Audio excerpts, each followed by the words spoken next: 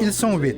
Le cours qu'ils suivent depuis quelques jours ressemble à celui que les pilotes d'avions privés doivent suivre. Mais eux, ils pilotent des drones civils. Mathieu Bouliane, leur professeur, estime que la sécurité entourant l'utilisation de ces petits appareils était déficiente. C'est pourquoi, avec le Centre d'excellence sur les drones, à Alma, il a mis en place une formation de 40 heures.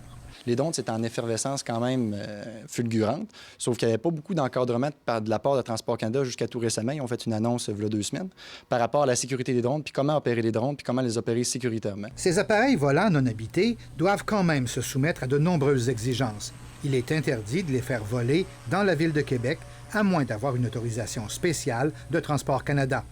En 2011, l'organisme fédéral avait émis 155 autorisations, appelées certificats d'autorisation aérienne spéciale.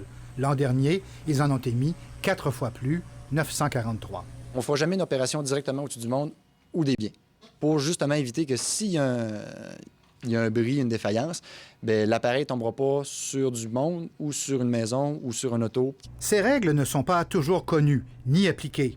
Au Canada, on dénombre cette année 14 incidents impliquant un drone et un avion commercial. Beaucoup d'utilisateurs de drones le font pour le plaisir. C'est le cas de ce technicien en géomatique. Alors moi, j'utilise le drone pour faire des beaux panoramas en Gaspésie, sur le bord du fleuve, ces endroits-là. C'est pour le cinéma, pour le plaisir. Mais pour la plupart des élèves, c'est surtout afin d'en faire une utilisation commerciale. Je suis en train de développer ma compagnie pour éventuellement faire de la photogrammétrie par drone.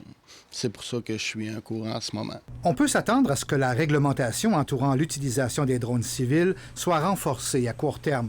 Le Canada et les États-Unis ont mis en place un comité pour encadrer les vols de drones. Ici Alex Levasseur, Radio-Canada, à Québec.